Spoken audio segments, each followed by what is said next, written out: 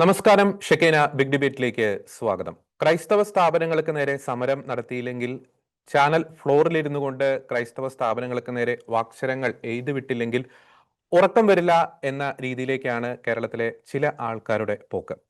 നമ്മൾ കഴിഞ്ഞ കുറേ നാളുകളിലെ കേരളത്തിലെ ഒരു സാമൂഹിക ചരിത്രം അല്ലെങ്കിൽ സംഭവ വികാസങ്ങൾ എടുത്ത് നോക്കുമ്പോൾ വളരെ കൃത്യമായിട്ടുള്ള, വളരെ വ്യക്തമായിട്ടുള്ള അജണ്ടയോട് കൂടിയുള്ള വളരെ കൃത്യമായിട്ടുള്ള ഒരു ഇരട്ടത്താപ്പ് പല വിഷയങ്ങളിൽ, പ്രത്യേകിച്ച് വിദ്യാഭ്യാസ സ്ഥാപനങ്ങൾ, ആതുരാലയങ്ങൾ തുടങ്ങിയ സ്ഥാപനങ്ങളുമായി ബന്ധപ്പെട്ടുള്ള പല വിഷയങ്ങളിൽ നമുക്ക് കാണാൻ സാധിക്കും. കാഞ്ഞിരപ്പള്ളി അമൽജ്യോതി എഞ്ചിനീയറിംഗ് കോളേജിൽ നാം കണ്ടതാണ്. ഒരേ വിഷയത്തിൽ തന്നെ വ്യത്യസ്തമായിട്ടുള്ള നിലപാടുകൾ. അമൽജ്യോതിയിൽ സ്വീകരിച്ച നിലപാടല്ല ഇക്കൂട്ടർ അൽ-അസ്ഹർ കോളേജിൽ സ്വീകരിച്ചത്. അങ്ങനെ നിരവധി അനവധി ഉദാഹരണങ്ങൾ നമുക്ക് എടുത്ത് കാണിക്കാൻ സാധിക്കും. മാത്രമല്ല, മറ്റൊരു പ്രധാനപ്പെട്ട ഒരു കാര്യം കൂടിയുണ്ട്. തങ്ങളുടെ ചില അധിനിവേശപരമായിട്ടുള്ള അജണ്ടകൾ ക്രൈസ്തവ സ്ഥാപനങ്ങൾക്ക് നേരെ അടിച്ചേൽപ്പിക്കുന്ന രീതിയിലുള്ള ചില പ്രവണതകളും അടുത്ത നാളുകളിൽ വർദ്ധിച്ചു വരികയാണ്. മൂവാറ്റുപുഴ നിർമ്മല കോളേജിൽ നടന്ന നിസ്കാര സമര വിവാദം, പിന്നീട് മൂവാറ്റുപുഴ പരിസര പ്രദേശത്ത് തന്നെ പൈങ്ങോട്ടൂരുള്ള ഒരു കത്തോലിക്ക സ്ഥാപനത്തിന് നേരെ നടന്ന നിസ്കാര സമര വിവാദം, ഒപ്പം തന്നെ ഏറ്റവും ഒടുവിൽ നാം കണ്ടു കാഞ്ഞങ്ങാട് ലിറ്റിൽ ഫ്ലവർ സ്കൂളിൽ നടന്ന ചില വിവാദങ്ങൾ, ഒപ്പം തന്നെ നമുക്കറിയാം മലബാർ മേഖലയിൽ ഈ ഹിജാബുമായി ബന്ധപ്പെട്ടുള്ള ചില വിവാദങ്ങൾ. ഇതിലെല്ലാം വളരെ വ്യക്തമാണ് ചില നിഗൂഢമായിട്ടുള്ള ലക്ഷ്യങ്ങൾ. എന്തുകൊണ്ട് ഇക്കൂട്ടർ ക്രൈസ്തവ സ്ഥാപനങ്ങളെ ടാർഗറ്റ് ചെയ്യുന്നു, ലക്ഷ്യം വെക്കുന്നു, ഇവരുടെ അജണ്ടകൾ എന്തൊക്കെയാണ്? ഈ വിഷയങ്ങളാണ് ഇന്ന് ഷെക്കേന ബിഗ് ഡിബേറ്റിൽ ചർച്ച ചെയ്യുന്നത്. ഇന്ന് നമ്മോടൊപ്പമുള്ളത് സാമൂഹ്യ നിരീക്ഷകൻ ഫാദർ സ്കോട്ട് സ്ലീബ പുളിമൂടൻ, ഒപ്പം തന്നെ മാധ്യമ പ്രവർത്തകൻ ശ്രീ ജോൺസൺ കൊച്ചുപറമ്പൻ, ഒപ്പം സാമൂഹ്യ നിരീക്ഷകൻ ശ്രീ അമൽ സറീഖ്. മൂന്ന് പേർക്കും ഈ ചർച്ചയിലേക്ക് സ്വാഗതം. ആദ്യമേ ഫാദർ സ്കോട്ട് സ്ലീബ, എന്തുകൊണ്ട് ക്രൈസ്തവ സ്ഥാപനങ്ങൾ മാത്രം ചിലരുടെ ഒരു ഇരകളായി മാറുന്നു? നമുക്കറിയാം, ഒരു ക്രൈസ്തവ സ്ഥാപനത്തിൽ ഒരു ഇലയനങ്ങിയാൽ അപ്പോൾ തന്നെ സമരമായി, ചാനൽ ചർച്ചയായി, പിന്നെ മാനേജ്മെന്റിനെ ചീത്തവിളിയായി, അങ്ങനെ ഒരു ദിവസം മുഴുവൻ തന്നെ ആ ക്യാമ്പസ് പരിസരത്ത് ക്യാമറയും പിടിച്ചുകൊണ്ട് മാധ്യമ പ്രവർത്തകർ നിൽക്കുന്നു. കൊടികളേന്തിക്കൊണ്ട് രാഷ്ട്രീയ പാർട്ടികളുടെ പ്രവർത്തകർ, പ്രത്യേകിച്ച് വിദ്യാർത്ഥി സംഘടനകൾ വരുന്നു. വളരെ വ്യക്തമാണ്. എന്നാൽ സമാനമായ സംഭവം ഞാൻ ഇൻട്രോയിൽ പറഞ്ഞതുപോലെ മറ്റ് പല സ്ഥാപനങ്ങളിൽ നടന്നാൽ ഇക്കൂട്ടർക്ക് മിണ്ടാട്ടമേ ഇല്ല, ഉറക്കം നടിക്കുന്നു. എന്തുകൊണ്ട് ഇവരുടെ ഗൂഢ അജണ്ടയ്ക്ക് ക്രൈസ്തവ സ്ഥാപനങ്ങൾ ഇരയാകേണ്ടി വരുന്നു? ഇവരുടെ ലക്ഷ്യം എന്താണ്? Father Scott Sleeba. ഈ കാലഘട്ടത്തിൽ നമ്മൾ പ്രത്യേകിച്ച് നമ്മുടെ ഈ അടുത്ത സമീപകാലത്തെ നമ്മുടെ രാഷ്ട്രീയ, സാമൂഹ്യ, സാംസ്കാരിക മേഖലകളിലെ കാര്യങ്ങൾ പരിശോധിച്ച് നോക്കുമ്പോൾ വളരെ കൃത്യമാണ് ഒരു ഹിഡൻ അജണ്ട ഇതിന്റെ എല്ലാം പിന്നിലുണ്ട്. കാൾ മാർക്സ് ഒക്കെ പറയുന്ന പോലെ മതം മനുഷ്യനെ മയക്കുന്ന കറുപ്പാണ് എന്ന് പറയുന്നത് പോലെ തീർച്ചയായിട്ടും മതവും മതത്തിന്റെ ചിന്തകളും മതത്തിന്റെ പഠിപ്പിക്കലുകളും ഒരു വിഭാഗത്തെ അങ്ങേയറ്റം അന്ധരാക്കി മാറ്റുകയാണ്. ഈ അന്ധരാക്കി മാറ്റിയ തീവ്രമായ നിലപാടുകൾ ഉള്ള ആളുകൾ ക്രൈസ്തവ മേധാവിത്വം ഉണ്ടെന്ന് നമ്മൾ കരുതുന്ന, അല്ലെങ്കിൽ അവര് കരുതുന്ന വിദ്യാഭ്യാസ മേഖലയിൽ അല്ലെങ്കിൽ ആരോഗ്യ പ്രവർത്തന മേഖലകളിൽ ഈ നാട്ടിൽ അനുവദനീയമായ കാര്യങ്ങളെ ക്രൈസ്തവ സമൂഹത്തിന്റെ ആളുകൾ ചെയ്യുന്നുള്ളൂ. അപ്പോൾ അത്തരം കാര്യങ്ങളിൽ അവർക്ക് ഇല്ലാത്ത ഒരു മേൽക്കോയ്മ ക്രൈസ്തവ സമൂഹത്തിന് ഉണ്ട് എന്ന് കാണുമ്പോൾ അതില് വെറിവുണ്ട്, അതിലൊരു എന്തൊക്കെയോ ഒരു പരാജയ ബോധം ഉൾക്കൊണ്ടുകൊണ്ട് അവര് വല്ലാണ്ട് ഈ ക്രൈസ്തവ മേഖലയുടെ സ്ഥാപനങ്ങളുടെ മേഖലയിലേക്ക് കുതിര കയറുവാനായിട്ട് വരുന്നുണ്ട്.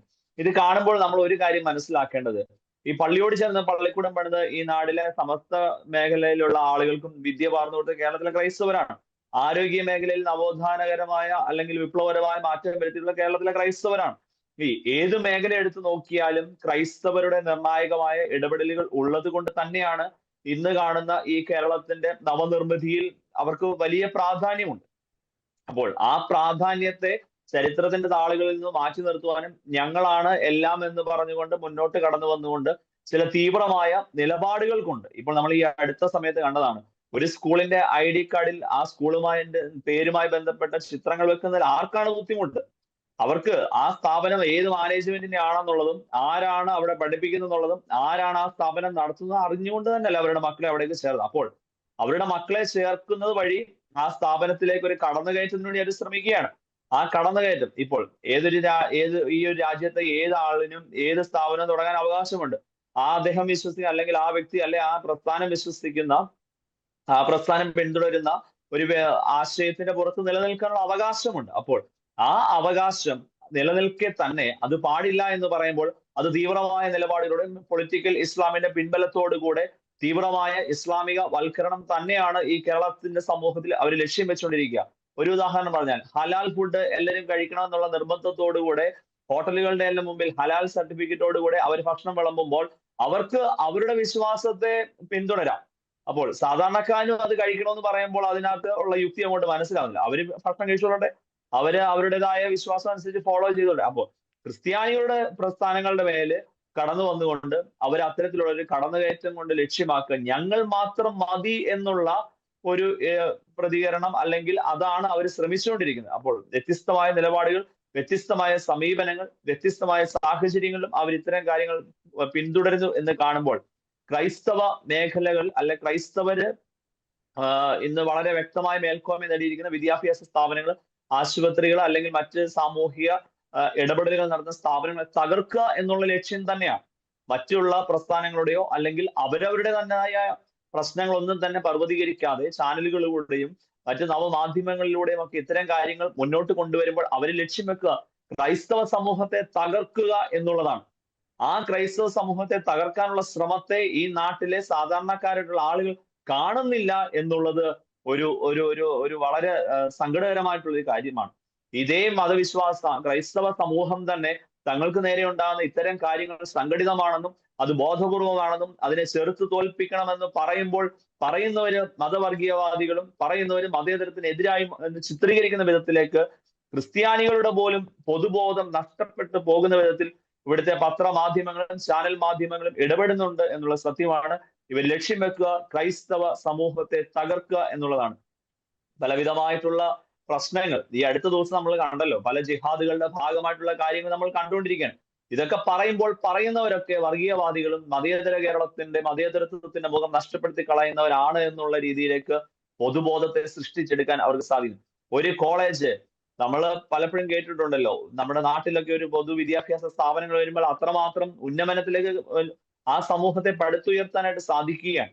അങ്ങനെ ഒരു സമൂഹത്തെ ആകമാനം ഉയർത്തിക്കൊണ്ടുവരുന്ന ക്രൈസ്തവ വിശ്വാസ കേന്ദ്രത്തോട് ചേർന്ന് അവര് തുടങ്ങിയിട്ടുള്ള പള്ളികള്, കോളേജുകളൊക്കെ അത്തരം കാര്യങ്ങളിലൂടെ വളർന്നു വരുമ്പോൾ ആ നാടിന്റെ സമഗ്ര പുരോഗതിയിലേക്ക് തന്നെ അവരെ നയിക്കുവാനായിട്ട് സാധിക്കുന്നു. അതൊക്കെ തടസ്സം സൃഷ്ടിക്കാനായിട്ട് ഇത്തരത്തിലുള്ള ഒരു കടന്നുകയറ്റം വഴി സാധിക്കുന്നുണ്ട്. അതിന്റെ പിന്നിൽ ഒരു ഹിഡൻ അജണ്ടയുണ്ട്. നമ്മൾ പലപ്പോഴും പല ചർച്ചയിലും പറഞ്ഞതുപോലെ മിഷൻ 2047 വേണ്ടി അവര് അക്ഷീണം പരിശ്രമിക്കുമ്പോൾ ചില മേഖലകളിലൊക്കെ അവർ കടന്നു കയറിയെങ്കിൽ മാത്രമേ അത് സാധ്യമാകുകയുള്ളൂ. അതിന് ഒരു അവസരമായിട്ട് അവരിതിനൊക്കെ കണ്ടുകൊണ്ടും ഇവിടുത്തെ മാധ്യമങ്ങൾ അല്ലെങ്കിൽ ഇവിടുത്തെ രാഷ്ട്രീയ മേഖലയിലുള്ള നേതാക്കന്മാര്, ഇവിടുത്തെ ഭരണകേന്ദ്രങ്ങൾ, അത് പ്രതിപക്ഷമായിക്കോട്ടെ ഭരണപക്ഷമായിക്കോട്ടെ, അവരെല്ലാം ഇതിന് ഒത്താശ ചെയ്തുകൊണ്ട് നമ്മളുടെയൊക്കെ ബോധപൂർവം തകർക്കുവാനായിട്ട് അവർ ശ്രമിക്കുകയാണ്. ഇതിന്റെ പിന്നിൽ ഒരു ഹിഡൻ അജണ്ടയുണ്ട്. തകർക്കുക എന്നുള്ളത് അവര് സ്ലോ പോയിസൺ പോലെ അവർ കടന്നു വന്ന് ഇത് തകർത്തെറിയാനായിട്ടുള്ള ഒരു ശ്രമം അവരുടെ ഭാഗത്ത് നടക്കുന്നു എന്നുള്ളത് നമ്മൾ കണ്ടില്ല എന്ന് നടിക്കാൻ സാധിക്കുന്ന ഒന്നല്ല. അതുകൊണ്ട് നമ്മൾ ഇതിനെ പ്രതികരിക്കണം, പ്രതിഷേധിച്ചുകൊണ്ട് മുന്നോട്ട് പോകാനായിട്ടുള്ള സാഹചര്യങ്ങൾ പൊതുബോധം രൂപപ്പെടുത്തി എടുക്കുക തന്നെ വേണമെന്നാണ് എനിക്ക് ഈ ഒരു ചോദ്യത്തോട് പ്രതികരിക്കുമ്പോൾ പറയുവാനായിട്ട് ഉള്ളത്. ഓക്കെ, അത് വളരെ വ്യക്തമാണ്. തീർച്ചയായിട്ടും ശക്തമായിട്ടുള്ള ഒരു പ്രതികരണം അച്ഛൻ പറഞ്ഞതുപോലെ ഈ വിഷയത്തിൽ ഉണ്ടാകേണ്ടിയിരിക്കുന്നു. കാരണം അച്ഛൻ സൂചിപ്പിച്ചതുപോലെ ഈ നാടിൻ്റെ സമഗ്രമായിട്ടുള്ള വികസനം നിർണായകമായിട്ടുള്ള സംഭാവനകൾ നൽകിയതാണ് ക്രൈസ്തവ സ്ഥാപനങ്ങൾ. ആ സ്ഥാപനങ്ങൾക്ക് നേരെ നടക്കുന്ന ആക്രമണങ്ങൾ ഈ നാടിൻ്റെ ഒരു മനോഹരമായിട്ടുള്ള ഒരു അന്തരീക്ഷത്തിന് നേരെ നടക്കുന്ന ഒരു ആക്രമണം കൂടിയാണ് എന്നത് മറ്റൊരു വസ്തുതയാണ്. ശ്രീ ജോൺസൺ കൊച്ചുപുറമെ, നമുക്ക് ഈ ക്രൈസ്തവ സ്ഥാപനങ്ങൾക്ക് നേരെ നടക്കുന്ന അക്രമങ്ങളെ നമുക്ക് രണ്ട് കാറ്റഗറിയിൽ പെടുത്താം. ഇപ്പോൾ ഒരു ഉദാഹരണം പറയുകയാണെങ്കിൽ, ഒരു ക്രൈസ്തവ സ്ഥാപനത്തിൽ ഒരു ഉദാഹരണമായിട്ട് ഒരു സംഭവം നടക്കുന്നു. നമുക്കൊരു ആത്മഹത്യ പോലുള്ള സംഭവം, ഒരു ആത്മഹത്യയും ആഘോഷിക്കപ്പെടരുത്. നമുക്ക് കാഞ്ഞിരപ്പള്ളി അമൽ ജ്യോതി എഞ്ചിനീയറിംഗ് കോളേജിൽ നടന്ന സംഭവം നമുക്കറിയാം. ഒപ്പം തന്നെ നമുക്കറിയാം പാലക്കാട് സ്കൂളിൽ നടന്ന ആ ഒരു സംഭവം നമുക്കറിയാം. അത്തരം സംഭവങ്ങളെ ചിലർ ആയുധമാക്കി എടുക്കുന്നു. ഇപ്പോൾ രാജഗിരി ഹോസ്പിറ്റൽ, കാരിത്താസ് ഹോസ്പിറ്റൽ പോലുള്ള ക്രൈസ്തവ സ്ഥാപനങ്ങൾക്ക് നേരെ ചിലർ ഉയർത്തുന്ന ചില വിവാദങ്ങൾ അല്ലെങ്കിൽ ചില സമരങ്ങൾ, അത് ഒരു കാറ്റഗറി. ഇനി രണ്ടാമത്തെ മറ്റൊരു പ്രധാനപ്പെട്ട ഒരു കാറ്റഗറി ഉണ്ട്. ആ ഒരു ട്രെൻഡാണ് ഈ അടുത്ത നാളിൽ വർദ്ധിച്ചിട്ട് ഒരു അധിനിവേശപരമായിട്ടുള്ള അജണ്ടയോടുകൂടിയുള്ള ചില ശ്രമങ്ങൾ, അല്ലെങ്കിൽ ചില തീവ്ര മത ആശയങ്ങൾ അടിച്ചേൽപ്പിക്കാനുള്ള ചില ശ്രമങ്ങൾ. നമുക്കറിയാം കാഞ്ഞങ്ങാട് ലിറ്റിൽ ഫ്ലവർ സ്കൂളിൽ നടന്ന ഒരു സംഭവം, മൂവാറ്റുപുഴ നിർമ്മല കോളേജിൽ നടന്ന നിസ്കാര സമര വിവാദം, ഞാൻ ഇൻട്രോയിൽ പറഞ്ഞതുപോലെ പൈങ്ങോട്ടൂർ സ്കൂളിൽ നടന്ന അത്തരത്തിലുള്ള ചില നീക്കങ്ങൾ, മലബാർ ഏരിയയിൽ നടക്കുന്ന ഹിജാബുമായി ബന്ധപ്പെട്ടുള്ള വിഷയങ്ങൾ. ഒരുപക്ഷെ നമ്മളൊരു ജനറലൈസ് ചെയ്ത് പറയുകയാണെങ്കിൽ ഈ വടക്കൻ കേരളത്തിൽ ക്രൈസ്തവ സ്ഥാപനങ്ങൾക്ക് നേരെ നടക്കുന്ന അക്രമങ്ങൾ, ഒരു അധിനിവേശപരമായിട്ടുള്ള അല്ലെങ്കിൽ തങ്ങളുടെ ചില ആശയങ്ങൾ അടിച്ചേൽപ്പിക്കുന്ന രീതിയിലുള്ള ചില അക്രമങ്ങൾ ഇപ്പോഴത്തേക്ക് ഒരു മധ്യ കേരളം, തെക്കൻ കേരളം എന്ന് പറയുമ്പോൾ അവിടെ നടക്കുന്ന ചില പ്രശ്നങ്ങൾ പർവ്വതീകരിച്ച് ആ പ്രശ്നങ്ങളിൽ ടാർഗറ്റ് ചെയ്ത് ക്രൈസ്തവ സ്ഥാപനങ്ങൾക്ക് നേരെ അക്രമം നടത്തുന്നു. ഞാൻ ചോദിക്കാൻ ആഗ്രഹിക്കുന്ന ഈ അധിനിവേശപരമായിട്ടുള്ള ഇത്തരത്തിലുള്ള നീക്കങ്ങൾ എന്തുകൊണ്ട് ഈ അടുത്ത നാളിൽ വർദ്ധിച്ചു വരുന്നു? ശ്രീ ജോൺസൺ കുച്ചുപറമ്പൻ. വളരെ ഗൗരവമായി ക്രൈസ്തവ സമൂഹമല്ല ജോർജി, ഇത് പ്രബുദ്ധരായ മലയാളികൾ മുഴുവൻ, അവിടെ രാഷ്ട്രീയമോ ജാതിയോ ഒന്നുമില്ല, മലയാളികൾ മുഴുവൻ ഗൗരവമായി കാണേണ്ട ഒരു വിഷയമാണ്. നമ്മൾ മനസ്സിലാക്കേണ്ടത്, ഒരു ന്യൂനപക്ഷ സ്ഥാപനം, അത് ഏത് സമുദായത്തിൻ്റെതുമാണ്, ആ ന്യൂനപക്ഷ സ്ഥാപനം അവിടെ സ്ഥാപിച്ച് പ്രവർത്തിക്കുന്നത് ഈ രാജ്യത്തെ നിയമവ്യവസ്ഥതകളുടെ അടിസ്ഥാനത്തിലാണ്. ആ സ്ഥാപനം നടത്തുന്നത് ഏത് മതവിഭാഗത്തിൽപ്പെട്ടവരാണെങ്കിലും അവർക്ക് ആ സ്ഥാപനം നടത്തുന്നതിനൊപ്പം ആ സ്ഥാപനം നടത്തിക്കൊണ്ടു പോകുന്നതിന് മതപരമായിട്ടുള്ള അവരുടെ ചില അവകാശങ്ങൾ കൂടിയുണ്ട്. അത്തരം അവകാശങ്ങളൊക്കെ സംരക്ഷിച്ചുകൊണ്ടാണ് നമ്മുടെ സ്വാതന്ത്ര്യലബ്ധിക്ക് ശേഷം നമ്മുടെ രാജ്യത്തും സംസ്ഥാനത്തും ന്യൂനപക്ഷ സ്ഥാപനങ്ങൾ പ്രവർത്തിക്കുന്നു. അങ്ങനെ പ്രവർത്തിച്ചു വരുന്ന സ്ഥാപനങ്ങൾ അവിടെ ആ മതസമുദായത്തിന്റെ ചില രീതികളൊക്കെ അനുവർത്തിക്കുമെങ്കിലും അവിടെയെല്ലാം മതേതരത്വം തന്നെയാണ് ഉയർന്നു നിൽക്കുന്നത്. ഇപ്പോ ക്രൈസ്തവ സമുദായം നടത്തുന്ന ഒരു വിദ്യാഭ്യാസ സ്ഥാപനം, അവിടെ ഒരിക്കലും പഠിക്കുന്നതിന് ക്രൈസ്തവ സമുദായത്തിൽപ്പെട്ട കുട്ടികൾക്ക് മാത്രമായി ഒരു സംവരണമില്ല. അഡ്മിഷനിൽ മാനേജ്മെന്റ് കോട്ടായിൽ ഏതാനും ശതമാനം മാത്രമേ ആ സമുദായത്തിൽപ്പെട്ടവർക്ക് മെറിറ്റിന് പുറത്തായിട്ട് അവിടെ അഡ്മിഷൻ കിട്ടുകയുള്ളൂ. ബാക്കി മെറിറ്റിൽ എല്ലാ സമുദായത്തിൽപ്പെട്ടവർക്ക് പഠിക്കാൻ പറ്റുന്ന സ്ഥാപനങ്ങളാണ് ഇത്തരം സ്ഥാപനങ്ങൾ. അങ്ങനെ എല്ലാ സമുദായത്തിലും പെട്ടവർ പഠിച്ചു വന്ന സ്ഥാപനങ്ങളിലൂടെയാണ് നമ്മുടെ സംസ്ഥാനം ഇത്രമാത്രം സാക്ഷരതയില്, സാംസ്കാരിക ബോധത്തില് വളർന്നു വന്നിട്ടുള്ളത്. ഇത് ആർക്കും നിഷേധിക്കാൻ കഴിയില്ല. ഇപ്പൊ നമ്മൾ എടുത്തു നോക്കിയാൽ നമ്മുടെ ഭരണാധികാരികൾ, വിവിധ രാഷ്ട്രീയ കക്ഷികളിലെ നേതാക്കന്മാരൊക്കെ അവർ പഠിച്ച സ്ഥാപനം ഏതാണെന്ന് ചോദിച്ചാൽ അവർ പ്രധാനമായും പറയുന്നത് ഒരു ക്രിസ്ത്യൻ മാനേജ്മെന്റിന്റെ സ്ഥാപനമാണ്. അങ്ങനെ അവർ പഠിച്ചു വന്നു. ആ ഒരു കൾച്ചർ ഇവിടെ നിലനിൽക്കെ ഇപ്പോൾ ജോർജ് ചോദിച്ച ചോദ്യം, ഇത്തരം സ്ഥാപനങ്ങളിലേക്ക് ഒരു അധിനിവേശം, ഇത് വളരെ ഗൗരവത്തോടെ കാണും. ഇതിങ്ങനെ നിസ്സാരമായി ഒരു സ്കൂളിലേക്ക് എന്തെങ്കിലും ഒരു ഹിജാബിന്റെ വിഷയം വെച്ചുകൊണ്ട്, അല്ലെങ്കിൽ ഒരു ID കാർഡിന്റെ വിഷയം വെച്ചുകൊണ്ട്, അല്ലെങ്കിൽ ഏതെങ്കിലും ഒരു ദാരുണമായ സംഭവം ഉണ്ടാകുമ്പോൾ അതിനെ ഹൈലൈറ്റ് ചെയ്തുകൊണ്ട് വരുന്ന ഒരു വിഷയമല്ല. ഇവിടെ വളരെ ആസൂത്രിതമായി കലകൾ കൊണ്ട്, കലാപരമായ കാര്യങ്ങൾ കൊണ്ട്, രചനാപരമായ കാര്യങ്ങൾ കൊണ്ട്, രാഷ്ട്രീയപരമായ കാര്യങ്ങൾ കൊണ്ട് ഒരു ക്രൈസ്തവ വിരുദ്ധത സാമൂഹിക ബോധത്തിലേക്ക് പകർന്നു കൊടുത്തുകൊണ്ടിരിക്കുക. നിരവധി സിനിമകളിൽ അനാവശ്യമായി കഥാപാത്രങ്ങൾക്ക് ക്രൈസ്തവ നാമധം കൊടുക്കുന്നു, അവരെ വൾഗറായിട്ട് ചിത്രീകരിക്കുന്നു, ക്രൈസ്തവ ആചാരങ്ങളെ വികൃതമായി കാണിക്കുന്നു. നമ്മൾ നോക്കുമ്പോൾ അതൊരു കലയാണ്, ഒരു സിനിമയാണ്, നമുക്ക് വേണമെങ്കിൽ ചിരിച്ചു തള്ളാം. ചില പുസ്തകങ്ങൾ ഇത്തരം പ്രചരണങ്ങൾ നടത്തും. ക്രൈസ്തവ സമുദായത്തെ അവഹേളിക്കുന്ന സമീപനങ്ങൾ, മറ്റു ചില സമുദായത്തെ പ്രീണിപ്പിക്കുന്ന സമീപനങ്ങൾ രാഷ്ട്രീയ കക്ഷികൾ സ്വീകരിക്കും. ഇതെല്ലാം കൂടെ കൂട്ടിച്ചേർക്കുമ്പോൾ ബഹുമാന്യനായ ശ്രീബ അച്ഛൻ പറഞ്ഞത് കൃത്യമാണ്. ഒരു ക്രൈസ്തവ വിരുദ്ധ അജണ്ട പൊതുസമൂഹത്തിലേക്ക് കൊണ്ടുവരാൻ ചിലരൊക്കെ ശ്രമിക്കുന്നു. നമ്മളിപ്പോൾ ജോർജി പല വാർത്തകളില് നമ്മൾ നൈജീരിയയിലെ കാര്യങ്ങള്, സിറിയയിലെ കാര്യങ്ങള്, ഇങ്ങനെ ഈ ക്രൈസ്തവ സമുദായം പീഡിപ്പിക്കപ്പെടുന്ന രാജ്യങ്ങളിലെ കാര്യങ്ങളൊക്കെ ചർച്ച ചെയ്യാറുണ്ട്. ഇതൊന്നും ഒരു സുപ്രഭാതത്തിൽ അവിടെ ഉണ്ടായതല്ല. ഏതെങ്കിലും ഒരു ഭരണമാറ്റം ഉണ്ടായപ്പോൾ പിറ്റേ ദിവസം അവിടെയുള്ള ക്രിസ്ത്യാനികളെ മുഴുവൻ പീഡിപ്പിക്കാൻ തുടങ്ങിയതല്ല. ഒരു ക്രൈസ്തവ വിരുദ്ധത അവിടെ ഇതിനു മുമ്പ് തന്നെ രൂപപ്പെടുത്തി. ക്രൈസ്തവർ ഈ സമൂഹത്തിന്, ഈ രാജ്യത്തിന് കൊള്ളില്ലാത്തവരാണെന്നുള്ള ഒരു ബോധത്തിലേക്ക് ഒരു വർഗീയ ശക്തിയെ വളർത്തിക്കൊണ്ടുവന്നു.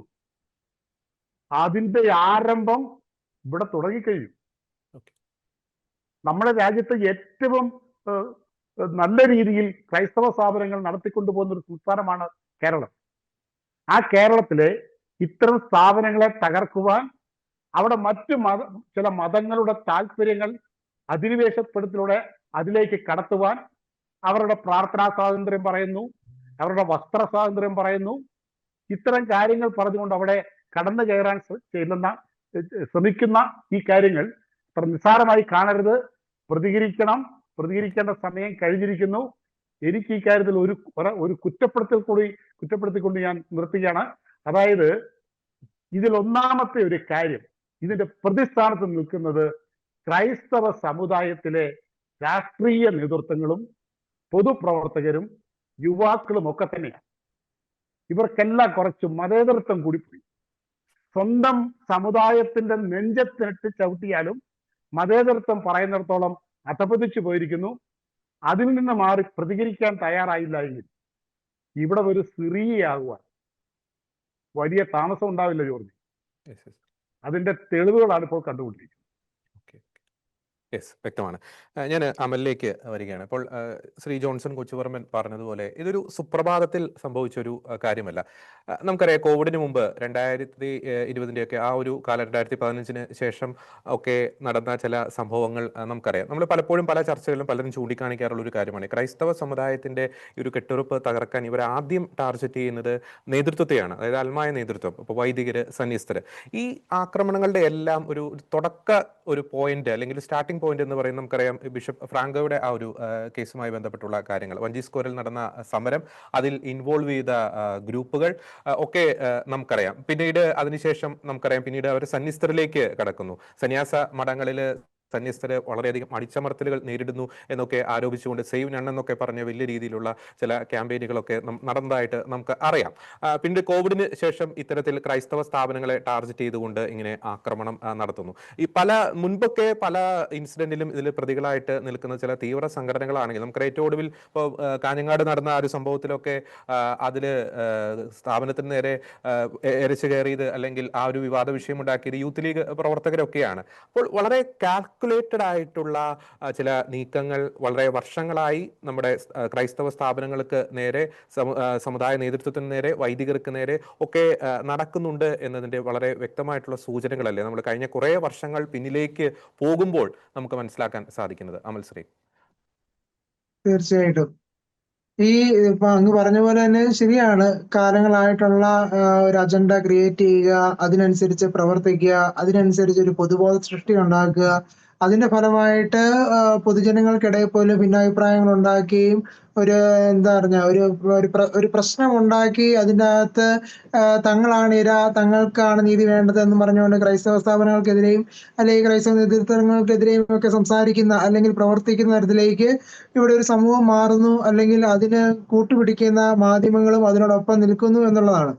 ഇവിടെ നമ്മൾ ശ്രദ്ധിക്കേണ്ട ഒരു കാര്യമുണ്ട്. ശരിക്കും ഈ ക്രൈസ്തവ സ്ഥാപനങ്ങളെ സംബന്ധിച്ച് ഇവർക്ക് എന്തുമാത്രം ഈ സ്ഥാപനങ്ങളുടെ അവകാശങ്ങളെ പറ്റി ഒരു അവയർനെസ് ഉണ്ട്, അല്ലെങ്കിൽ ഒരു എന്താ പറയുക അവബോധം ഉണ്ടെന്നുള്ളത് അതിനകത്ത് നമ്മൾ ചിന്തിക്കേണ്ട ഒന്നാണ്. എന്തുകൊണ്ടാണ് ഈ ന്യൂനപക്ഷ അവകാശം തന്നിരിക്കുക അല്ലെങ്കിൽ ന്യൂനപക്ഷ സ്ഥാപനങ്ങൾ എന്ന് പേര് വിളിക്കുക എന്നുള്ളത് നമ്മളൊന്ന് ചിന്തിക്കേണ്ടതാണ്. ഇവിടെ ഭരണഘടന സൃഷ്ടിക്കുന്ന സമയത്ത്, ഉണ്ടാകുന്ന സമയത്ത് അവിടെ വന്നൊരു പ്രധാനപ്പെട്ട ഒരു കാര്യമാണ് ഈ സംവരണ വിഷയങ്ങളും കാര്യങ്ങളെല്ലാം വന്നു. ആ സമയത്ത് എല്ലാ മതങ്ങളുടെയും സംവരണം ഭരണഘടനാ സമയത്ത് അവിടെ എടുത്തു കളയുകയുണ്ടായി. ആ എടുത്തു കളയുന്ന വേളയിൽ അവിടെ പരാമർശമായ വിഷയം ഇതാണ്, അതായത് മതങ്ങളുടെ വിഭജനം, അതായത് വിഭാഗീയത മൂലം ആളുകളിൽ വേർതിരിവ് ഉണ്ടാകരുത്, അതുകൊണ്ട് മതപരമായിട്ടുള്ള വിഭജനങ്ങൾ പാടില്ല, അത്തരത്തിലുള്ള സംവരണങ്ങൾ പാടില്ല എന്ന് പറഞ്ഞുകൊണ്ട് എടുത്തു കളയുന്ന ഒരു ഘട്ടത്തിൽ അവിടെ വന്നൊരു കാര്യമാണ്. എന്നാൽ ഈ ന്യൂനപക്ഷ മതവിഭാഗങ്ങൾ സംരക്ഷിക്കപ്പെടണം, നാളെ ഒരു ഭൂരിപക്ഷത്തിന്റെ ആശയത്തിന്മേൽ അവരുടെ ആ ഒരു ആശയമാകട്ടെ, പൈതൃകമാകട്ടെ, പാരമ്പര്യമാകട്ടെ, സ്വത്വബോധമാകട്ടെ നശിപ്പിക്കപ്പെട്ടു പോകരുത്. അതിനായിട്ട് അവിടെ വ്യക്തമായിട്ട് ഉടലെടുത്തൊരു സാധനമാണ് ന്യൂനപക്ഷ അവകാശങ്ങൾ എന്നുള്ളത്. ആ ന്യൂനപക്ഷ അവകാശങ്ങളിലൂടെ അന്ന് ഭരണഘടനയിൽ മുന്നോട്ട് വെച്ച കാര്യം ഇതാണ്, ഈ ന്യൂനപക്ഷ മതവിഭാഗങ്ങൾക്ക് അവരുടെ സ്ഥാപനങ്ങൾ അവിടെ രൂപപ്പെടുത്താനായിട്ടും പ്രവർത്തിക്കാനായിട്ടുമുള്ള ഒരു അവകാശം ലഭിക്കുകയും ആ സ്ഥാപനങ്ങളിലൂടെ ആ ന്യൂനപക്ഷ സമുദായത്തിന് അവരുടെ പാരമ്പര്യവും അവരുടെ വിശ്വാസവും അവരുടെ സ്വത്വബോധവും ഒക്കെ വളർത്താനായിട്ടും പ്രചരിപ്പിക്കാനായിട്ടും കുട്ടികളിൽ അത് ഒരു പഠന വിഷയമാക്കി വളർത്തിയെടുക്കാനായിട്ടുമുള്ള ഒരു അവകാശവും കൂടിയാണ് ശരിക്കും പറയുക ന്യൂനപക്ഷ അവകാശം എന്ന് പറയുന്നത്. അതേസമയം നമ്മളെ സംബന്ധിച്ചോളം നമ്മുടെ സ്ഥാപനങ്ങളെല്ലാം വളരെ സെക്യുലറായി പോയത് കൊണ്ട് നമ്മളെല്ലാം ഒരു പൊതുവിദ്യാലയ മാതൃകയിലാണ് നമ്മുടെ സ്ഥാപനങ്ങളെ മുന്നോട്ട് കൊണ്ടുപോവുക. അവിടെ നമ്മുടെ മതപരമായിട്ടുള്ള കാര്യങ്ങൾക്കൊക്കെ ഒരു ലിമിറ്റേഷൻസ് പരമാവധി എത്രത്തോളം കൊണ്ടുവരാൻ ശ്രമിക്കുന്ന ഒരു ഘട്ടത്തിലൂടെയാണ് നമ്മൾ പലപ്പോഴും കടന്നു പോവുക. അതുകൊണ്ട് തന്നെ ഈ ന്യൂനപക്ഷ അവകാശം എന്താണ്, ഈ സ്ഥാപനത്തിന് അതുകൊണ്ടുള്ള ഒരു ബെനിഫിറ്റ് എന്താണ്, ഈ കുട്ടികൾക്ക്, നമ്മുടെ കുട്ടികൾക്ക് അതുകൊണ്ടുള്ള ഒരു ഗുണം എന്താണെന്നുള്ളതിനെ പറ്റി ചിന്തിക്കുന്നില്ല. പലപ്പോഴും നമ്മൾ സെക്യുലർ വിദ്യാഭ്യാസ മേഖലയിലൂടെ മാത്രമായിട്ട് നമ്മുടെ സ്ഥാപനത്തെ കൊണ്ടുപോവുകയാണ്. അതേസമയം നമ്മുടെ വിശ്വാസപരമായിട്ടുള്ള കാര്യങ്ങളോ അല്ലെങ്കിൽ പാരമ്പര്യമായിട്ടുള്ള കാര്യങ്ങളോ സ്വത്വബോധമോ ഒക്കെ നമ്മുടെ കുട്ടികളിലൂടെയും ഒന്ന് പഠിപ്പിക്കാനായിട്ടോ അല്ലെ അവരിലൂടെ എത്താനായിട്ടുള്ള ശ്രമങ്ങൾ നമ്മൾ കുറഞ്ഞു പോകുമ്പോൾ സ്വാഭാവികമായിട്ട് പൊതുസമൂഹത്തെ സംബന്ധിച്ച് ഇത് വെറും ഒരു പൊതുവിദ്യാലയമായി മാറുന്ന ഒരു സ്ഥിതിവിശേഷം കൂടെ ഉണ്ടാകുകയാണ്.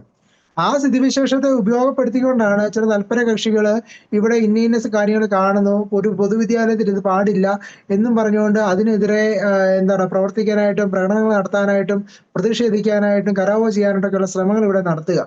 അതേസമയം ഈ പൊതുവിദ്യാലയത്തിലേക്കാൾ ഉപരി ഇതൊരു ന്യൂനപക്ഷ സ്ഥാപനമാണെന്നും ആ ന്യൂനപക്ഷ സ്ഥാപനത്തിലെ അവകാശങ്ങൾ ഇതാണെന്നും അവിടെ കൃത്യമായിട്ടും വരുന്നവരെ ബോധിപ്പിക്കാനായിട്ട് അല്ലെങ്കിൽ അത്തരത്തിൽ ബോധവൽക്കരിക്കാനായിട്ടുള്ള ഒരു അറിവ് പലപ്പോഴും നമ്മുടെ സ്ഥാപന മേധാവികൾക്കുണ്ടോ എന്ന കാര്യത്തിൽ സംശയമാണ്. അവിടെയാണ് പലപ്പോഴും നമ്മുടെ ആദ്യഘട്ടം പാളിപ്പോകുന്നതായിട്ട് കാണുന്നത്.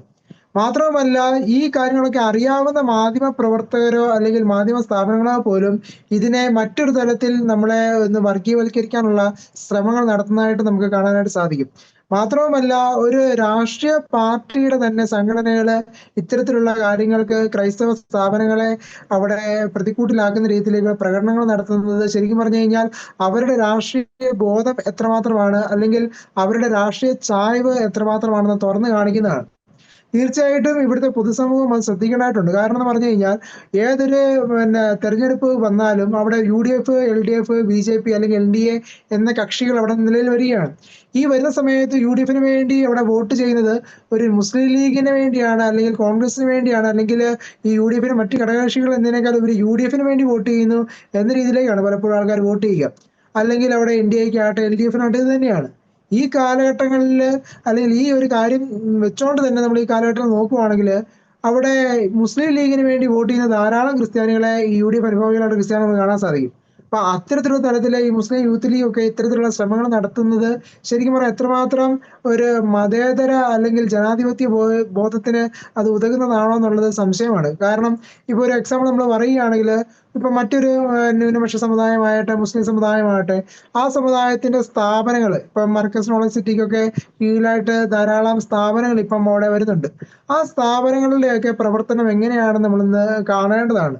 അവിടുത്തെ പ്രവർത്തനങ്ങൾ കൃത്യമായിട്ടും മതപരമായിട്ടുള്ള ചട്ടക്കൂടുകൾക്ക് ഉള്ളിൽ നിന്നുകൊണ്ടുള്ള പ്രവർത്തനവും ആ ഒരു വേഷവിധാനങ്ങളും കാര്യങ്ങളും എല്ലാം തന്നെയാണ് അവിടെ പ്രോത്സാഹിപ്പിക്കപ്പെടുക. അവിടെയുള്ള പ്രാർത്ഥനകളാകട്ടെ അവിടെയുള്ള ഭാഷാ പഠനങ്ങളാകട്ടെ എല്ലാം തന്നെ. അപ്പൊ അത്തരത്തിലുള്ള ഒരു ചട്ടക്കൂട്ടിലേക്ക് ശരിക്കും പറഞ്ഞു കഴിഞ്ഞാൽ മറ്റ് ഇതര സമുദായത്തിലെ ഒരു വ്യക്തിക്ക് ശരിക്കും പറഞ്ഞു കഴിഞ്ഞാൽ ഒരു പഠനത്തിലേക്ക് ചെല്ലുക എന്നത് പോലും ദുഷ്കരമായിരിക്കുന്ന ഒരു സാഹചര്യത്തിലാണ് ഇവിടെ ഇത്രമാത്രം ഒരു പൊതുബോധത്തിൽ അല്ലെങ്കിൽ പൊതുജനങ്ങൾക്ക് വേണ്ടി തുറന്നു വെച്ചിരിക്കുന്ന സ്ഥാപനങ്ങളെ പോലും വർഗീയവൽക്കരിക്കാനായിട്ടുള്ള ശ്രമം നടക്കുന്നത് എന്നുള്ളത് വേദനാജനകമായിട്ടുള്ള ഒരു കാര്യം തന്നെയാണ്. ശരിക്കും പറയാം ഇതിനെ തടയിടേണ്ടത് ഇവിടെയുള്ള ജനപ്രതിനിധിയാണ്. അതായത് ഒരു ജനത്തിന് എന്തെങ്കിലും ഒരു ആശയക്കുഴപ്പം ഉണ്ടാകുമ്പം അതിന്റെ പ്രതിനിധിയായിട്ടുള്ള വ്യക്തി വേണം ശരിക്കും പറഞ്ഞു കഴിഞ്ഞാൽ അതിനകത്ത് ആശയക്കുഴപ്പം നീക്കാനായിട്ട്. എന്നാൽ ഇതേസമയം ക്രൈസ്തവ സ്ഥാപനങ്ങൾക്കോ അല്ലെങ്കിൽ ക്രൈസ്തവ ബന്ധപ്പെട്ട കാര്യങ്ങളിലേക്ക് ഒരു എന്താ പറയുക വിവാദ വിഷയം അല്ലെങ്കിൽ ഒരു തെറ്റായ ഒരു പ്രവണതയോ ഒക്കെ വന്നാൽ പോലും അവിടെ ജനപ്രതിനിധികൾ മിണ്ടാതെ നിൽക്കുന്ന ഒരു സമീപനമാണ് എടുക്കുക. ആ സമയത്ത് നമ്മൾ ചോദിക്കുവാണെങ്കിൽ സഭ പറയട്ടെ, സഭാ അധികാരികൾ പറയട്ടെ എന്ന് പറഞ്ഞുകൊണ്ട് അതിനെ എന്താ പറയുക ഒന്ന് വളച്ചു ചുറ്റി പോകുന്ന അല്ലെങ്കിൽ അതിൽ നിന്ന് വഴുതി പോകുന്ന ജനപ്രതിനിധികളാണ് കാണാൻ സാധിക്കുക. അപ്പം അത്രമാത്രം മാത്രമാണ് ഒരു എന്താ പറയുക ഒരു ക്രൈസ്തവ ജനപ്രതിനിധി അല്ലെങ്കിൽ എന്താ പറയുക ഇപ്പം ജനപ്രതിനിധികളിൽ പോലുള്ള ആളുകളെ നമ്മൾ ക്രിസ്ത്യാനികൾ, മുസ്ലിങ്ങൾ അല്ലെങ്കിൽ ഹിന്ദുക്കൾ എന്ന് പറഞ്ഞുകൊണ്ട് തരംതിരിച്ച് ഒരു മതത്തിന്റെ ഒരു പ്രതിനിധി എന്ന രീതിയിൽ പോലും ആണല്ലോ നമ്മൾ കാണുക.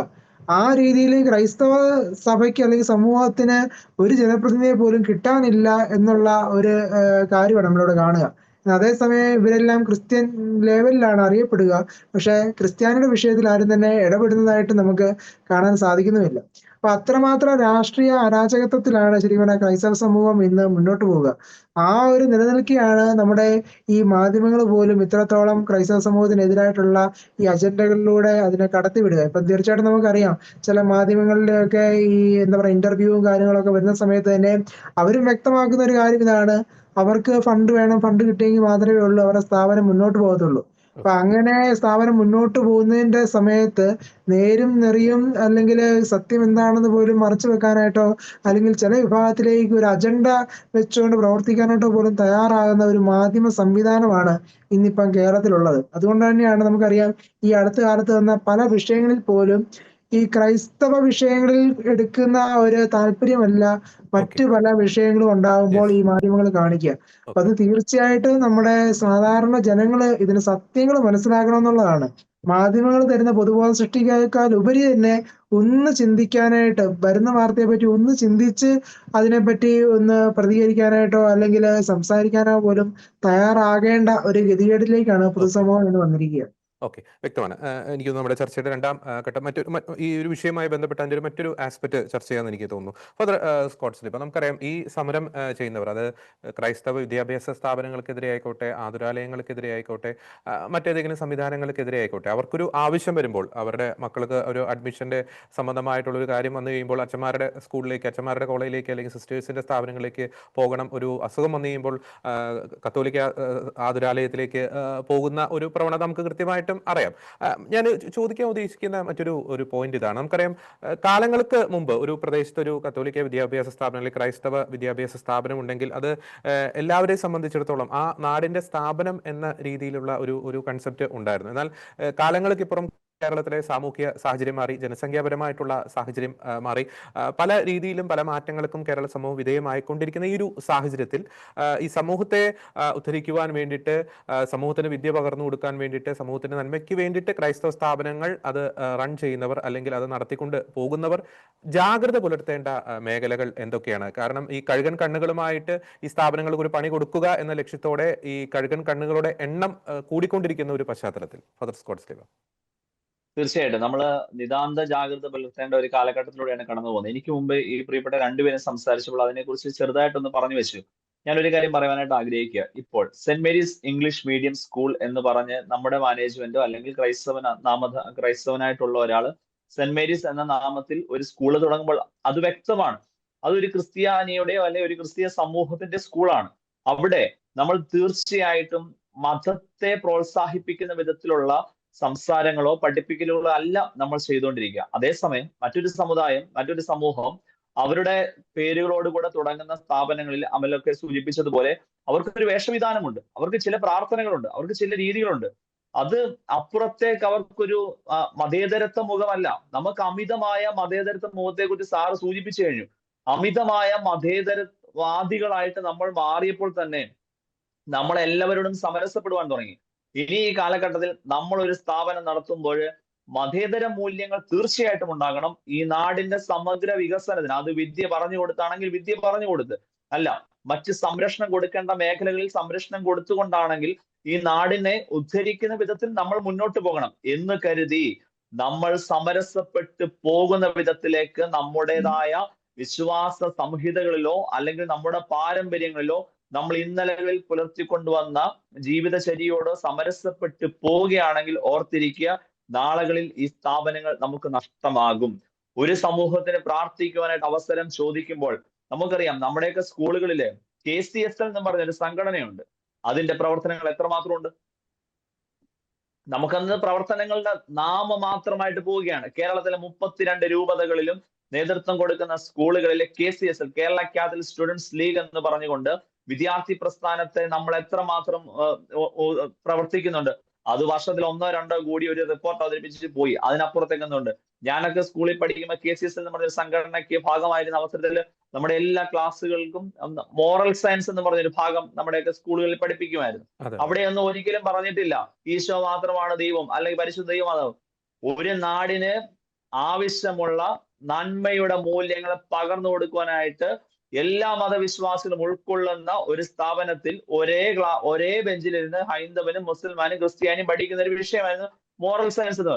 അവിടെ പഠിപ്പിക്കുന്ന മനുഷ്യനെ മനുഷ്യനായി കാണാനാണ്, മനുഷ്യന്റെ കണ്ണുനീരുകളെ കാണാൻ. ഇന്ന് മറിച്ച് മനുഷ്യനെ മനുഷ്യനായി കാണുന്നതിനപ്പുറം അവന്റെ ജാതിയും അവന്റെ കുലവും അവന്റെ വസ്ത്രവും അവന്റെ വിശ്വാസവും നോക്കിക്കൊണ്ട് നമ്മൾ മാത്രമാണ് ശരിയെന്ന് പറയുന്ന വിധത്തിലേക്ക് ഈ കാലഘട്ടത്തെ ഇത്രമാത്രം അധപ്പതിച്ചു പോകുന്ന വിധത്തിലേക്ക് അമിതമായ മതേതര മൂല്യത്തെ മുറുകെ പിടിച്ചുകൊണ്ട് നമ്മളൊക്കെ വിട്ടുവീഴ്ച ചെയ്യുന്നത് കൊണ്ടാണ്. അങ്ങനെ വിട്ടുവീഴ്ച ചെയ്യരുത്. ഒരു ഒരു ഒരു വിഭാഗത്തിന് നിസ്കരിക്കണം, മുസ്ലിം സമൂഹം നിസ്കരിക്കണം, നിസ്കാരം തെറ്റാന്ന് ഞാൻ പറയില്ല, അവരുടെ വിശ്വാസ ഭാഗമാണ് എന്ന് കരുതി അവരുടെ കുഞ്ഞുങ്ങൾക്ക് ആ സമയത്ത് നിസ്കരിക്കാൻ അവസരമുള്ള അവരുടെ സ്കൂളുകൾ വിട്ട് പഠിപ്പിക്കാത്ത എന്താ? മറിച്ച് നമ്മുടെ സ്കൂളുകളിൽ കൊണ്ടുവന്ന് നിസ്കരിക്കാനുള്ള അവസരം വേണമെന്ന് പറയുമ്പോൾ അതിന്റെ പിന്നിൽ ഒരു ഹിഡൻ അജണ്ടയുണ്ട്. അതിന്റെ പിന്നിൽ അജണ്ടകൾ, നമ്മൾ അത് മതേതരത്തിന്റെ മുഖമാണെന്ന് പറഞ്ഞ് നമ്മൾ അത് അനുവദിച്ചു കൊടുത്താൽ, നമ്മൾ ഒരു മുറി അനുവദിച്ചു കൊടുത്താൽ അതിന്റെ പിന്നിൽ വലിയ വലിയ വലിയ വിപത്തുകൾ നമ്മുടെയൊക്കെ സ്ഥാപനങ്ങൾ നേരിടും. പിന്നെ നമ്മുടെയൊക്കെ സ്ഥാപനങ്ങളിലേക്ക് അവരുടേതോ അല്ലെങ്കിൽ മറ്റു മതസ്ഥരെ കുഞ്ഞുങ്ങളെ വിടുമ്പോൾ അതിൽ നിന്ന് ഒന്ന് വ്യക്തമാണ്, നമ്മുടെ സ്കൂളുകളിൽ നിന്ന് മറ്റു സ്കൂളുകളെ മറ്റു സ്ഥാപനങ്ങളെ വ്യത്യസ്തമാക്കുന്ന എന്തോ ഒരു മൂല്യങ്ങളോ എന്തോ ഒരു ആശയങ്ങളോ നമ്മുടെ കുഞ്ഞുങ്ങൾക്ക് അല്ലെങ്കിൽ അവരുടെ കുഞ്ഞുങ്ങൾക്കും കിട്ടുന്ന വിധത്തിൽ നമ്മുടെ വിദ്യാഭ്യാസ മേഖലയും ആതുര മേഖലയിലും ഹോസ്പിറ്റലുകളും ശക്തമാണ്.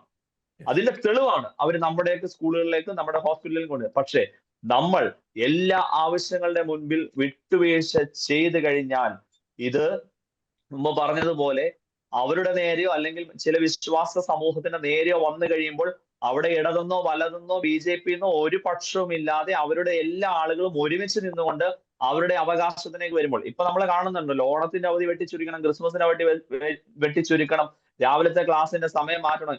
ഈ കേരള പൊതുസമൂഹത്തോട്, കേരള വിദ്യാഭ്യാസ സമൂഹത്തോട് കേരളത്തിന്റെ വിദ്യാഭ്യാസ നേതൃത്വത്തെ നിയന്ത്രിക്കുന്ന സമസ്തയാണോ? അല്ല, സമസ്തയല്ല. കേരളത്തിന്റെ പൊതുവിദ്യാഭ്യാസ ഡയറക്ടർ അല്ലെങ്കിൽ കേരളത്തിന്റെ വിദ്യാഭ്യാസ മന്ത്രി, ആ സമൂഹം ഒക്കെ ഒരുമിച്ച് എടുത്ത തീരുമാനങ്ങൾ ഇവിടുത്തെ ക്രിസ്ത്യാനിക്കും മുസൽമാനും ഇവിടുത്തെ ഹൈന്ദവനും എല്ലാവർക്കും ഒരുപോലെ ബാധകമാണ്.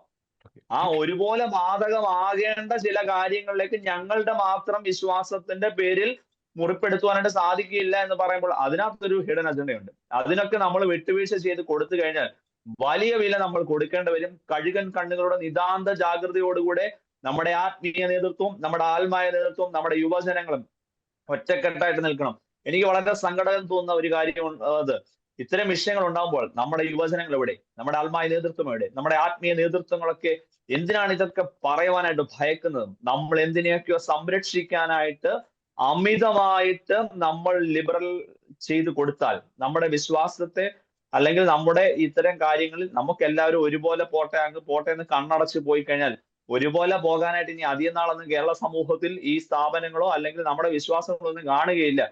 സ്വാതന്ത്ര്യം കിട്ടുമ്പോൾ 16% ഇന്ത്യയിലുണ്ടെങ്കിൽ ഇന്ന് അത് കുറഞ്ഞ് കുറഞ്ഞ് കുറഞ്ഞ് കുറഞ്ഞ് താഴെ എത്തി. മൈനോരിറ്റിയിലെ മൈനോരിറ്റി ആയിട്ട് നമ്മൾ മാറിക്കൊണ്ടിരിക്കുക. കേരളം വിട്ട്, ഇന്ത്യ വിട്ട് ലോകത്ത് എവിടേക്ക് നോക്കിയാലും പീഡനങ്ങളുടെ നടുവിലൂടെയാണ് ക്രൈസ്തവ സമൂഹം കടന്നത്. പീഡനങ്ങളുടെ നടുവിലൂടെ കടന്നു പോകുമ്പോൾ നമ്മുടെ വിശ്വാസത്തെ മുറുകെ പിടിച്ചുകൊണ്ട് നമ്മൾ മുന്നോട്ട് പോയില്ല എങ്കിൽ സഭയാട്ടെ സമുദായത്തെ ആട്ടെ സംരക്ഷിക്കാനായിട്ട് ആരും ഉണ്ടാകില്ല. അതുകൊണ്ട് വെള്ളം ചേർക്കാതെ നമ്മൾ മുന്നോട്ട് പോയില്ല എങ്കിൽ, വെള്ളം ചേർക്കുവാൻ പ്രലോഭിപ്പിക്കുന്ന നമ്മുടെ രാഷ്ട്രീയ നേതൃത്വത്തെ നമ്മൾ തിരിച്ചറിഞ്ഞില്ലെങ്കിൽ, അകറ്റി നിർത്തേണ്ടതിനെ അകറ്റി നിർത്തണം, ചേർത്ത് പിടിക്കേണ്ടതിനെ ചേർത്ത് നിർത്തണം. അങ്ങനെ ഒരു ചേർത്ത് നിർത്തലിന്റെയും അകറ്റി നിർത്തലിന്റെയും നയം നമ്മുടെ സമൂഹം നമ്മുടെ പൊതുബോധത്തിലേക്ക് ക്രിസ്തീയ വിശ്വാസത്തിന്റെ ഒരു അടിസ്ഥാനപരമായ വിശ്വാസത്തിന് വഴിതിരിഞ്ഞു പോകാതെ നമ്മൾ നിലനിന്നാൽ കുറച്ചു നാളോടൊക്കെ നമുക്ക് ഈ നാട്ടിൽ നിലനിൽക്കാൻ സാധിക്കും. ഇല്ലെങ്കിൽ കർത്താവ് രണ്ടാമത്തെ വരവെങ്കിൽ പറയുന്ന പോലെ വിശ്വാസം ഉണ്ടോ എന്ന് അന്വേഷിക്കുന്ന പോലെ നമ്മുടെ സമൂഹത്തെ അന്വേഷിക്കേണ്ടി വരും. അതുകൊണ്ട് വിശ്വാസത്തിൽ ഉറച്ചു നിന്ന് ഒരു വിട്ടുവീഴ്ചയുമില്ലാതെ നമ്മുടെ സ്കൂൾ 1 or 2 അടച്ചു പൂട്ടി പോവുകയാണെങ്കിൽ അത് അങ്ങനെ എന്തിനാ പേടിക്കുന്നത്? നമ്മൾ 10 കുഞ്ഞുങ്ങൾ കുറഞ്ഞ ഒരു ഡിവിഷൻ 4 ഉണ്ട്. ഡിവിഷൻ 4 വന്നു കഴിഞ്ഞാൽ ഒരു അധ്യാപകന്റെ ജോലി പോകും. നമ്മുടെ വിശ്വാസ സമൂഹം നിലനിൽക്കുന്ന ഈ സ്കൂളിന്റെ 10 അഡ്മിഷൻ കണ്ടുകൊണ്ടാണോ? അല്ല. നമുക്ക് മറ്റു കാര്യം, നമുക്ക് നമ്മുടെ എല്ലാ ആളുകൾക്കും മറ്റു പൊതു ജോലികളൊന്നും വേണ്ട, സ്കൂള് മതി. ഒരു PSC എഴുതാൻ വയ്യ, അല്ലെങ്കിൽ മറ്റു കാര്യങ്ങളൊന്നും ചെയ്യാൻ വയ്യ, പകരം സഭയുടെ സ്കൂൾ വേണം. സഭയുടെ സ്കൂളിൽ അഡ്മിഷൻ കിട്ടണമെന്ന് പിള്ളേർ വേണം. അപ്പൊ അവര് വേണം, എല്ലാവരും വേണം. അപ്പൊ നിസ്കരിക്കണോ? നിസ്കരിച്ചോ. പ്രാർത്ഥിക്കണോ? പ്രാർത്ഥിച്ചു. പാട്ട് പാടണോ? പാടിച്ചു. ഡാൻസ് കളിക്കണോ? വേണ്ട, പാടില്ല, ഡാൻസ് വേണ്ട.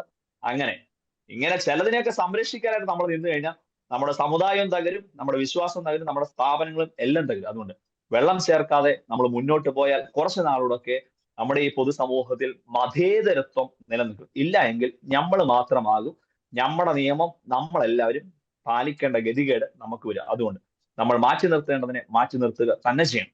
യെസ്, അത് വളരെ വ്യക്തമായിട്ടുള്ള വളരെയധികം ചർച്ച ചെയ്യേണ്ട ഒരു ആശയങ്ങൾ തന്നെയാണ് ഫാദർ സ്കോട്ട് സ്ലീബ പങ്കുവച്ചത്. ഞാൻ ശ്രീ ജോൺസൺ കുച്ചുപറമ്പിലേക്ക് വരികയാണ്.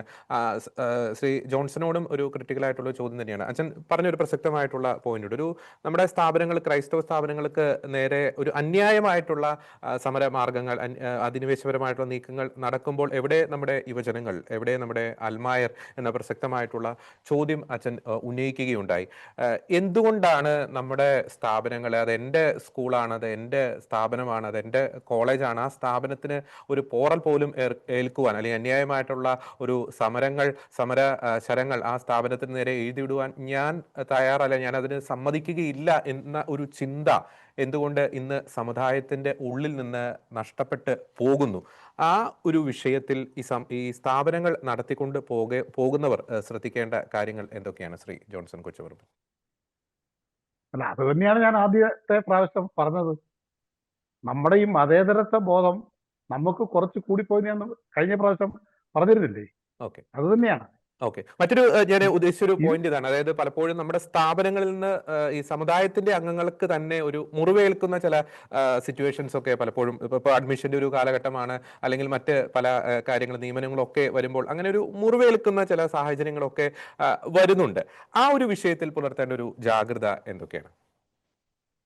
അല്ല, അത് നമ്മൾ കുറച്ചുകൂടി ലിബറലായിട്ട് ചിന്തിച്ചു നോക്കാം. അതായത് ഒരു രൂപത, അല്ലെങ്കിൽ ഒരു ഫെറോന, അല്ലെങ്കിൽ ഒരു സന്യാസ സമൂഹം ഒരു സ്ഥാപനം തുടങ്ങും. സ്വാഭാവികമായിട്ടും ക്രൈസ്തവ സമുദായത്തിൻ്റെതാണെങ്കിൽ, ഞാനൊരു ക്രൈസ്തവനാണെങ്കിൽ എൻ്റെ സമീപത്ത് ഇങ്ങനെ ഒരു സ്ഥാപനം വരുമ്പം അവിടെ ഒരു ജോലി എനിക്കോ ഭാര്യയ്ക്കോ മക്കൾക്കോ ഞാൻ പ്രതീക്ഷിക്കും. പക്ഷേ ഒരു സ്ഥാപനത്തിന് ആ പ്രദേശത്തുള്ള മുഴുവൻ ക്രൈസ്തവ വിഭാഗങ്ങളിൽപ്പെട്ട യോഗ്യരായവർക്ക് ജോലി കൊടുക്കാൻ കഴിയും. ഇപ്പോ കാഞ്ഞിരപ്പള്ളി രൂപതയുടെ നേതൃത്വത്തിലുള്ള ഒരു കോളേജ്, കുട്ടിക്കാട് മരിയൻ കോളേജ്, വളരെ സുത്യർഹമായ രീതിയിൽ പ്രവർത്തിക്കാം. അവിടെ ഒരു കോഴ്സിന് ഇത്ര സീറ്റേ ഉള്ളൂ. കാഞ്ഞിരപ്പള്ളി രൂപതയിലെ കുട്ടികൾ മാത്രം ആ സീറ്റിൽ അധികമായി അവിടെ അപേക്ഷ കൊടുക്കും, എല്ലാവർക്കും കൊടുക്കാൻ കഴിയും. അപ്പൊ ഇതൊക്കെ നമ്മൾ പലപ്പോഴും നമുക്ക് ജോലി കിട്ടിയില്ല, അല്ലെ ഞങ്ങളുടെ രൂപതയുടെ കോളേജിൽ ഞങ്ങൾക്ക് അഡ്മിഷൻ കിട്ടിയില്ല, അതൊക്കെ പറയുന്നതിനെയൊന്നും ഞാൻ അങ്ങനെ വലിയ ഗൗരവമായിട്ട് കാണുന്നില്ല. അതിനെയൊക്കെ നമ്മൾ കുറെ വിശാലമായ കാഴ്ചപ്പാടോടെ കാണേണ്ടിയിരിക്കുന്നു. ഇവിടെ വിഷയം അതല്ലല്ലോ. വിഷയം ജോർജി കൃത്യമായി ഈ സ്ഥാപനങ്ങളെ ടാർഗറ്റ് ചെയ്ത് സമൂഹത്തിൽ ഇല്ലാതാക്കാൻ ശ്രമിക്കുന്നു. അതൊരു വസ്തുതയാണ്. അവിടെ ബഹുമാനപ്പെട്ട സ്ലീബാച്ചൻ പറഞ്ഞത് മാത്രമല്ല, ഇവിടുത്തെ കാത്തലിക് അല്ലെങ്കിൽ ക്രൈസ്തവ യൂത്ത് മാത്രമല്ല പ്രതികരിക്കാത്തത്. ജനാധിപത്യ സംവിധാനത്തിൽ, ജനാധിപത്യ രാഷ്ട്രത്തിൽ ഇവിടുത്തെ രാഷ്ട്രീയ നേതൃത്വങ്ങൾക്ക് പ്രസക്തിയില്ലേ? ഇവിടുത്തെ ജനപ്രതിനിധികൾക്ക് പ്രസക്തിയില്ലേ? ഒരു തിരഞ്ഞെടുപ്പ് വരുമ്പോൾ അരമനയെയും സന്യാസ സമൂഹങ്ങളെയും ഇടവക പള്ളികളെയും ഒക്കെ കേന്ദ്രീകരിച്ച് വോട്ട് ചോദിക്കുകയും അവൻ ക്രൈസ്തവനാണെന്ന് വളരെ അഭിമാനത്തോടെ പറഞ്ഞുകൊണ്ട് ചിരിച്ചുകൊണ്ട് കയറി ചെല്ലുകയും കൈമുത്തുകയും ഒക്കെ ചെയ്യുന്ന ആൾക്കാര് ഇത്തരം സംഭവങ്ങൾ നടക്കുമ്പോൾ എവിടെയാ ജോർജി? പൊതുപ്രവർത്തകന് ഒരു കടമയില്ലേ? AKCCക്കും KCYM-നും ഒക്കെ ഉണ്ട്.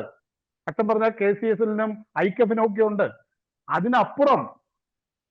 അതിനപ്പുറം പൊതുപ്രവർത്തന രംഗത്ത് നിൽക്കുന്ന പൊതുപ്രവർത്തകരായ ക്രൈസ്തവർ എവിടെയാണ്? കാഞ്ഞിരപ്പള്ളിയിൽ പ്രശ്നമുണ്ടായപ്പോൾ അവിടുത്തെ ജനപ്രതിനിധികൾ, MP എവിടെയായിരുന്നു? മൂവാറ്റുപുഴയിൽ പ്രശ്നങ്ങൾ ഉണ്ടായപ്പോൾ അവിടെ ഉണ്ടായിരുന്ന ജനപ്രതിനിധികൾ എവിടെയായിരുന്നു? ഈ സമുദായത്തിൽപ്പെട്ടവർ, ഈ ക്രൈസ്തവ സമുദായത്തിൽപ്പെട്ട ജനപ്രതിനിധികളെങ്കിലും അവിടെ വന്നുകൊണ്ട് ആ വിഷയത്തിൽ ഇടപെടാൻ തയ്യാറാവണ്ടേ? അവിടെയൊക്കെ മതേതരത്വം, വോട്ട് വാങ്ങിക്കാൻ വേണ്ടി മാത്രം അവന്റെ സമുദായം. ഈ രീതി മാറണം. ഈ കടന്നുകയറ്റം അല്ലെങ്കിൽ സ്ഥാപനത്തെ, ഇപ്പോ ജോർജ് തന്നെ പറഞ്ഞല്ലോ രാജഗിരിയിലേത്, രാജഗിരിയിൽ ആ രോഗിയെ കൊണ്ടുപോയ വ്യക്തിയും കൂടെ ഉണ്ടായിരുന്ന ആൾ പഞ്ചായത്ത് മെമ്പർ അടക്കം ആശുപത്രിയുടെ ഭാഗമാണ് ശരിയെന്ന് പറഞ്ഞപ്പോ അതുപോലും അംഗീകരിക്കുന്നില്ല. യാഥാർത്ഥ്യം മനസ്സിലാക്കാതെ ഒരു സ്ഥാപനത്തിനെതിരെ തെറ്റായ പ്രചരണങ്ങൾ അഴിച്ചുവിടുക. ഒരു ദുരന്തമുണ്ടായാൽ, ഏതു സ്ഥാപനത്തിനുമാട്ടെ, കുട്ടികളൊക്കെ അത്തരം കാര്യങ്ങളിലേക്കൊക്കെ പോകാതിരിക്കട്ടെ, പക്ഷെ ഒരു സംഭവം ഉണ്ടായാൽ അതിന്റെ നിജസ്ഥിതി പഠിക്കട്ടെ.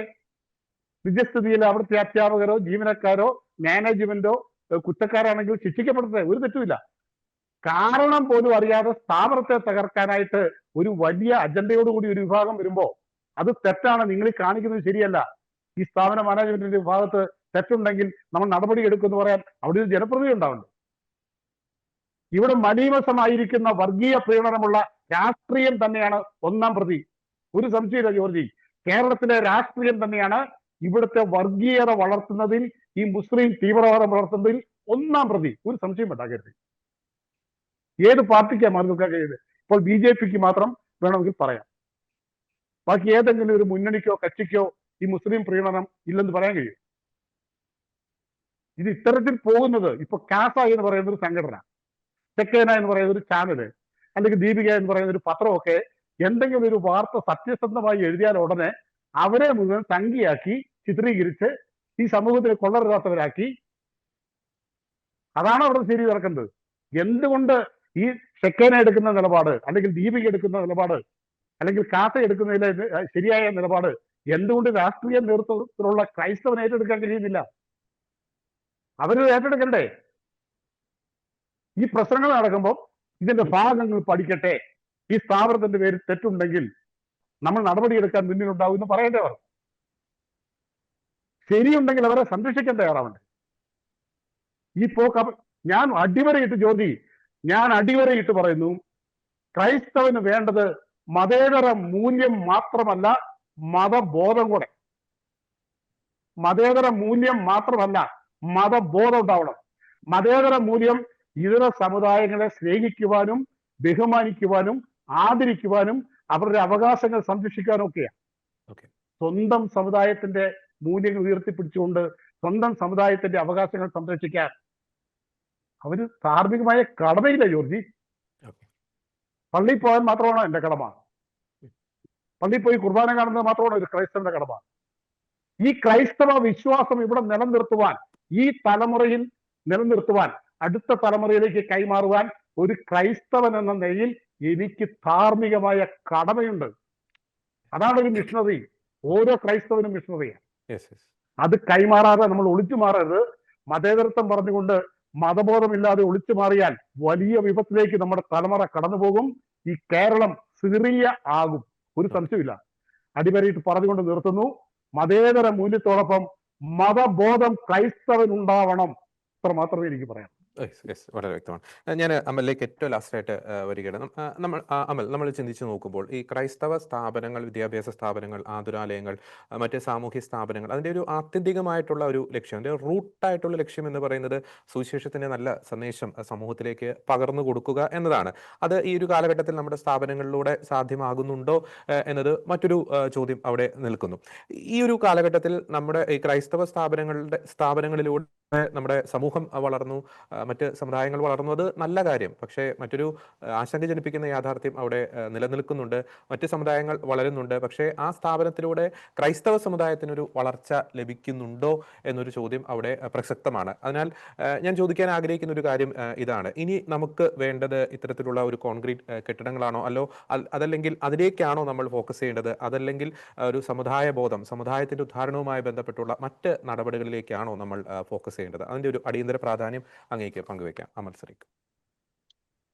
നമുക്ക് ഒന്നിനെ മാറ്റി മറ്റൊന്നിനെ റീപ്ലേസ് ചെയ്യാന്ന് പറഞ്ഞു കഴിഞ്ഞാൽ വളരെ പ്രയാസമാണ്. ഇപ്പൊ നിലവിൽ നമുക്ക് കോൺക്രീറ്റ് കെട്ടിടങ്ങൾ വേണ്ട, നമുക്ക് ഇനി ഒരു സമുദായ ബോധം മതി എന്ന് പറഞ്ഞ് നമ്മൾ മുന്നോട്ട് പോയാൽ നമ്മൾ എങ്ങും എത്തത്തില്ല. ശരിക്കും ഈ കോൺക്രീറ്റ് കെട്ടിടങ്ങളിൽ കുറെയൊക്കെ ഒരു സമുദായ ബോധ കാര്യങ്ങളുണ്ട്. അതായത് ഒരു ഉദാഹരണം പറയുവാണെങ്കിൽ, ഈ വിദ്യാഭ്യാസ സ്ഥാപനങ്ങൾ ശരിക്കും ഈ ഒരു കേരളത്തിൽ വന്നപ്പോൾ ഈ പൂർവികർ തീർച്ചയായിട്ടും അവർ കുറെ സ്വപ്നങ്ങൾ കണ്ടിരിക്കാം, ഭാവിയിലേക്ക് കുറെ കാര്യങ്ങളൊക്കെ പറഞ്ഞിരിക്കാം. അതായത് ഇപ്പം ഒരു കെട്ടിടം പണിയണമെങ്കിൽ തന്നെ ഒരു പിരിവ് നടത്തണമല്ലോ.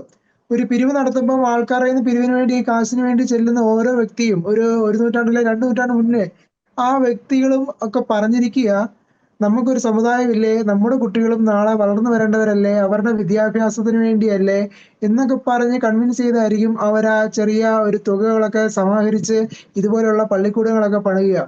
പക്ഷെ അങ്ങനെ പണിതതിന് ശേഷം എത്രത്തോളം നമ്മുടെ സമുദായത്തിന് അല്ലെങ്കിൽ നമ്മുടെ കുട്ടികൾക്ക് എന്ന് അവർ പറഞ്ഞു മേടിച്ച പൈസ അവരുടെ കുട്ടികളിലേക്ക് എത്തി, അല്ലെങ്കിൽ അവരുടെ കുട്ടികളിലേക്ക് എത്തുന്നുണ്ടോ എന്നുള്ളത് ശരിക്കും പറഞ്ഞു കഴിഞ്ഞാൽ ചിന്തനീയമാണ്.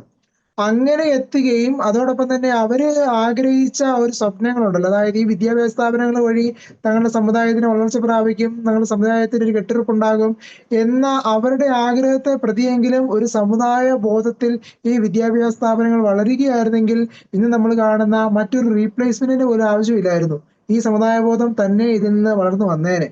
നമുക്കിപ്പോൾ സംഭവിക്കുന്ന ഒരു കാര്യം എന്തെന്ന് പറഞ്ഞു കഴിഞ്ഞാൽ, ഈ വിദ്യാഭ്യാസ സ്ഥാപനങ്ങൾക്കെതിരെ ഒരു വിഷയം വന്നാൽ പോലും ഈ വിദ്യാഭ്യാസ സ്ഥാപനങ്ങളിൽ വർക്ക് ചെയ്യുന്ന ഈ സമുദായ അംഗങ്ങളിൽ നിന്ന് പോലും നല്ലൊരു പ്രതികരണങ്ങൾ ഉണ്ടാകുന്നില്ല എന്നുള്ളത് ശരിക്കും പറഞ്ഞു കഴിഞ്ഞാൽ അവിടെ നമുക്ക് ഒരു ബുദ്ധിമുട്ടാണ്. കാര്യം ഒരു വിദ്യാഭ്യാസ സ്ഥാപനം തെറ്റായ ഒരു കാര്യമാണ് വരികയാണെങ്കിൽ, അവർക്കെതിരെ ഒരു പ്രചരണം വരികയാണെങ്കിൽ തീർച്ചയായിട്ടും സത്യാവസ്ഥ നാം തുറന്നു കാണിക്കാനായിട്ടും സധൈര്യം മുന്നോട്ട് വരാനായിട്ടും ആ സ്ഥാപനത്തിലെ തന്നെ ആ ഒരു സമുദായ അംഗങ്ങളാകട്ടെ, അല്ലെങ്കിൽ ആ സ്ഥാപനത്തിലെ സംഘടനകൾ കാണുമല്ലോ, ഈ ഓരോ അധ്യാപക സംഘടനകൾ കാണും, ആ സംഘടനകൾക്ക് പോലും മുന്നോട്ട് വരാൻ പറ്റുന്നില്ല.